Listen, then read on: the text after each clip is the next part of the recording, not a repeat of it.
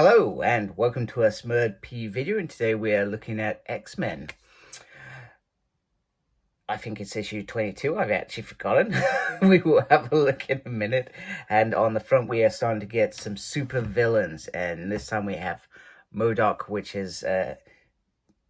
he's teamed up with ORCHIS, like many of the villains in this tale. In fact, why am I doing that? Yes, it is in fact 22, and you got this bio on here based on the 1992 trade cards from Jim Lee and Marvel. There we go. Let's just take that out a little bit. So our story begins with Oprah meeting a mysterious guest outside of the treehouse, the X-Men's treehouse, which is what's based in New York and where they operate out of. And Oprah is from the Ord culture, and she's meeting a Mega Sentinel, Karima, who was once on the side of good, once, very long time ago. Apart from that time, she was corrupted, and she became part of Sinister's Marauders. So, the Horde culture haven't actually been sort of brought into ORCHIS in this way before, and I actually thought they had. I must have been having a moment, but it turns out that what Karima wants to achieve, she wants something for Horde culture, and I can only gather that this is the data about accessing the gates and making a breakthrough through that technology, etc. That's one of the things that I can think of in my head, because Horde culture did that before. She also then talks about the drugs that she knows that she's taken, which she's taken from because her mind was going, etc. So she was taking the mutant's gift off tablets. Oh my goodness, I got a little damage there. That's annoying. So, however, she says the mutants have put a Trojan horse in there. Start taking them. Only take your doses from organic Krakoan flowers. And then she says good luck, and they meet, and then they just sort of leave it like that, nice and simple. So Mega Sentinel's got her information, and Oprah is given some information. Now, we'll find out a little bit about that information in a minute. So we've got X-Men, Who Do You Trust, issue 22. And then we've got the writer, Gerry Duggan, who, I'll be honest with you, back to his best with this issue. I love this issue. We've got Joshua Cassara on the art. We've got Mati Gracia on the colors, VC's Clay and Cows on the letters, and Tom Miller and Jay Bowen on design, and the rest of the other talented team that are doing stuff in the background. So you get ORCHIS Protocol. So our story begins with MODOK talking about these tablets. So most people take these tablets when they are going to bed because they have certain side effects, however, such as make you drowsy, etc. So it makes sense, and that is what goes. It does what it needs in your body to make you live longer, feeling healthy, and, you know, all that good stuff. Now, I found it interesting that Nimrod was just hanging in the back like a cool dude in the back of his mate's car. I thought that was very human of Nimrod. And if I remember rightly, he's combined with Gregor's husband. So it's very interesting that he's in that pose, I thought. So basically, what MODOK does, he has put the Trojan in this medicine, not the mutants, just so I'm clear. And to certain frequencies, that can span a fight or flight response into that human taking it, etc. And this is the sort of thing that MODOK was brought in to create this sort of chaos that will make mutant bats. Imagine them releasing a signal of mass importance. Well, as MODOK says, you won't have enough mobs to clear up the mess. Anyway, sorry, that was quite funny. And we get Status. He's the one who got the Trojan in there. And also, there's another thing going on. So when Krakoa's gift to humanity was the medicines, Status had the gift of, if you're a mutant and you don't feel like you look right, we can suppress your mutant gene, etc. So this young fella called Woofy, who hasn't seen himself since he was probably about 12, 13, goes to do this, and he's a bit unsure, and then he decides, actually, you know what, I'm not going to do this, etc. So he gets grabbed. However, Cyclops comes into the rescue, as he does, standing up for what's right and what's good. I thought it was very bizarre that Forge was blowing a bubblegum like Jubilee, and we'll get into that in a minute. So this dude says, I've had it, it's all fine. So Cyclops goes to give this guy a punch, thinking he's just human. He is not just a human, and we'll get more into that in a minute. Forge spits out the gum, just like I said, I thought it was bizarre. The moment he spat it out, I knew it was a gimmick, and it just captures this dude with a gun and keeps him in there. So this dude comes flying in, and he is a robot. So when Firestar goes to stand up to him, well, look at this, people. This is pretty damn awesome.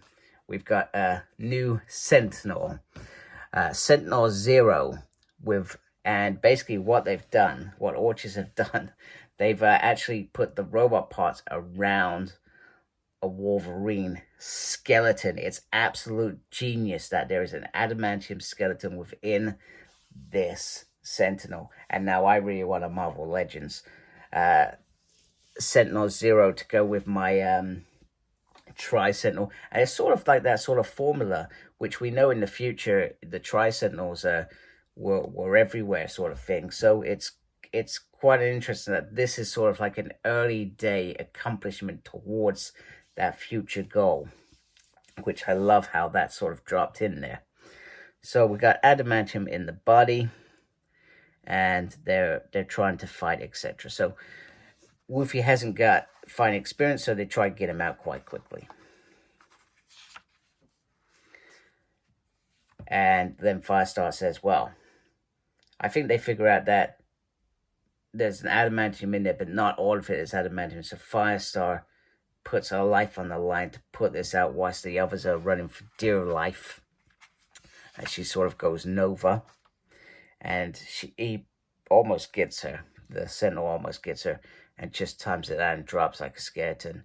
So, and then she makes a joke, somebody's got to tell Wolverine to stop doing he's littering. And it's nice how Firestar has fitted so well into the X-Men. From a character, I mean, I've read bits of New Warriors, but for a character who's never been X-orientated, other than dropping in every now and then. And I think there was a time when they're on Utopia as well.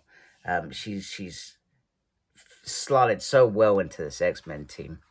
And I like how I actually like this new X-Men team now. I was a bit irritated about them going from this new vote and change of teams each year. I don't really like it. Perhaps I won't like it again in the new vote. But this team, I enjoy it now, so to speak. So we get this request for stage time from Forge. First of all, it's about how well Firestar fits in and does, etc. But it's also about him. He talks about, and I generally don't read this, but sometimes when I think there may be something important in it. I usually end up reading them when they're on Marvel Unlimited. I don't read them when I'm doing my comic run through, so to speak. So Forge says, I've been holding back because history and past experiences tell me that mutants end up against each other, etc. And I held back on that, but now he's sort of come around. He is pro-mutant, should we say. And he intends to give everything. He's not holding back. He's going to share everything that can be deemed important. There's also this reference to Cyclops and Jean having a disagreement about the Brood, and they're going through a difficult time in their marriage, because I think the difference is Jean, we all know that she possesses the Dark Phoenix's memories, etc., but in her mind, she's been manipulated to destroy millions, kill millions. So, and that was similar with the Broad incident. They were released from Bruce's control, etc. But they need control, and that is the point. And Cyclops says all it takes is a slip, and he's seen. He saw his father becoming an incubator. He saw his friends becoming an incubator. He saw hundreds of people that they thought they saved become incubators, and they had to flush out into space. So the argument is there perhaps for both. And you just hope those kids sort it out, or he runs off with the White Queen, and I'll be happy with that one. Just so you're aware, I did actually really enjoy Emma Frost and Scott Summers' relationship after Jean Grey died. I don't like how it came about, but I liked it afterwards.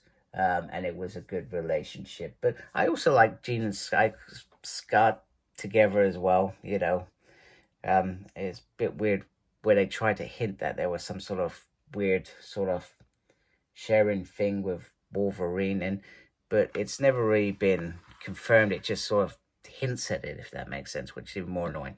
So anyway, the story ends with Forge saying to Cyclops, "How many times has Logan died and we haven't recovered his damn skeleton?" Now, I still find this a little bit hard that Wolverine dying. How many times for the last 50 odd years in comics, it's not 50 years obviously, has Wolverine with his mutant healing powers been able to come back from a majority of things? Yet since the Krakoa age, he's just getting killed off constantly. I do find that a bit abnormal. Now, there's been some occasions where it made sense, like when they were on the Orchis base in I can't remember whether it's Powers of X or House of X. It was in that initial introduction to this universe, that sort of thing. But then they just made it sort of standard, and it was never standard for him to die before. It was never standard for any of them to die before, and it's great that they've got this resurrection, etc. But I just find it a little bit bizarre that they seem to accept that I don't mind dying and coming back. Do you know what I mean?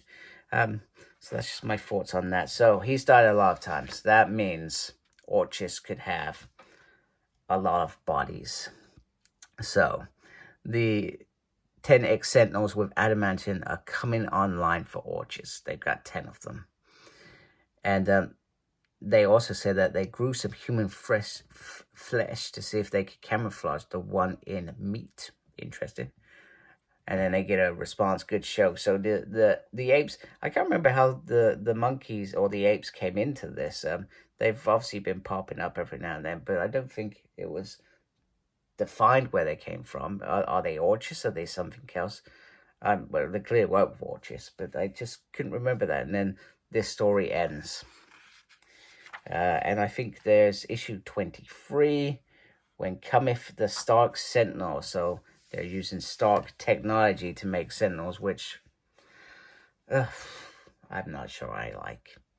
Because what does that make it any special compared to any Sentinels we've seen before? Other than that they were made by Trask or, somebody else. Anyway, it is what it is. But yeah, I enjoyed this issue. I enjoyed Gerry's writing. I enjoyed the artwork, and it was great. It was enjoyable, and that's what X-Men should be. But it's also still got a little bit of mystery to little things as well, things that are in the background, and it feels like it's perhaps starting to work towards a head now where something big is going to happen, and we're finally starting to see the fruits of reading these X comics for the last 4 years. This universe has come into play, if I remember right. Is it 4 years? I can't remember. It's been that long. 2019? Yeah, 2019. Yeah, it's about 4 years. So it's been going on for a long time now. So perhaps we'll finally start to see some fruit of the labor. I do sometimes feel like this X universe, it's just another universe of multiple readers in it. I was expecting more of it all sort of beaming up together, and that was sort of the idea of it. But some comics are on their own, as far as I'm concerned, as they always are. Do they fit into the bigger story? Probably not. So, but it's up to you what you want to read, etc. Anyway, if you like my channel, please support me by subscribing. Thank you to everybody that's taken the time to watch today and is already subscribed as well. We appreciate you all. Make sure you look after yourself. Very important these days. And as always, embrace geekiness. Take care. Goodbye.